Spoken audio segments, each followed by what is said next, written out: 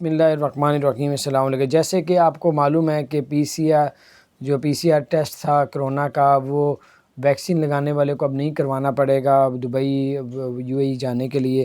تو اب ٹکٹوں کے ریٹ جو ہیں وہ تھوڑے سے بڑھ چکے ہیں، 30%، 15%، 20%۔ ایئر عربیہ کی جو پہلے ٹکٹ تھی پاکستان، انڈیا، بنگلہ دیش کے لیے، یو اے ای کے لیے، وہ ایئر عربیہ کی 600 درہم سے تھی، اب وہ 800 درہم کر دیے، 200 درہم بڑھا دیے، یعنی کہ تقریباً 9-10 ہزار روپے کا ٹکٹ کا ریٹ بڑھ گیا ہوا ہے تمام ایئر لائن کے ریٹ، کیونکہ اب رش زیادہ پڑ گیا ہے۔